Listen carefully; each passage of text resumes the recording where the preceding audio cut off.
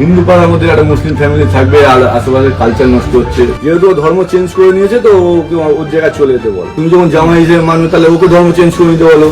একটানা অনেক দিনের প্রেম, এরপর ভালোবাসার পূর্ণতা দিতে মুসলিম ছেলেকে বিয়ে করে হিন্দু ধর্মের এক তরুণী। এরপর সেই তরুণীও গ্রহণ করে মুসলিম ধর্ম।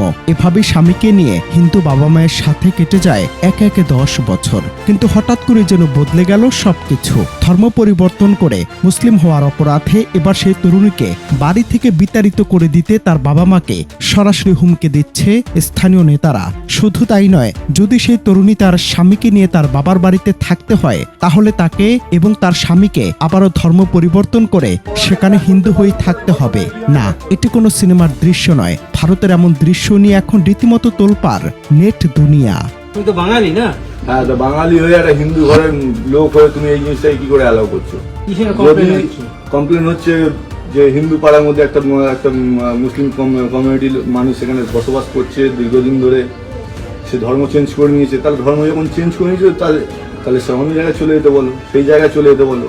ভারতের নির্বাচন শেষ হতে না হতেই সম্প্রতি সামাজিক যোগাযোগ মাধ্যমে হুহু করে ভাইরাল হয়েছে একটি ভিডিও, যেখানে দেখা যায় এক হিন্দু পরিবারে আচমকাই প্রবেশ করে স্থানীয় কয়েকজন প্রভাবশালী লোক। তারা সরাসরি ওই তরুণী বৃদ্ধ বাবাকে জেরা করতে শুরু করে এবং তার একমাত্র মেয়ে মুসলিম ধর্ম গ্রহণ করেছে কিনা। অসহায় বাবা যখন সত্যটা স্বীকার করে হা বলেন, ঠিক তখনই নেমে আসে চরম হুমকি। কোনো যুক্তি, কোনো মানবিকতা কিংবা 10 বছরের শান্তিপূর্ণ সহাবস্থানের তোয়াক্কা না করে সরাসরি জানিয়ে দেয়া হয় তাদের এই এলাকা ছেড়ে চলে যেতে হবে।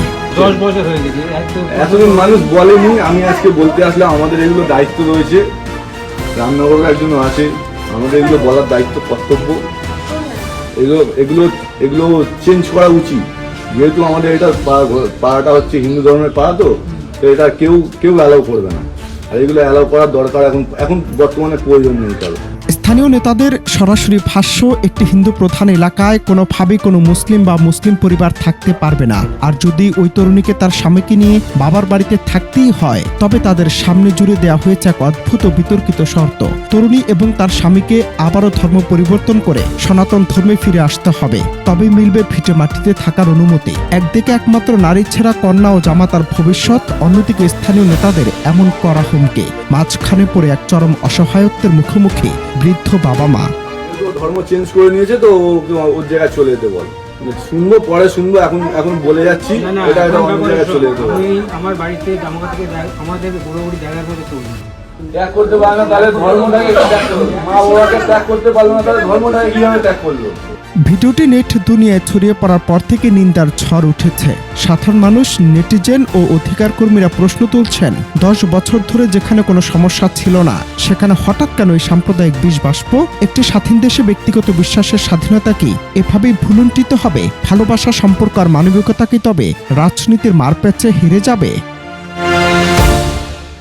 অনন্ত হাসান মাসুদ, বাংলা টিভি।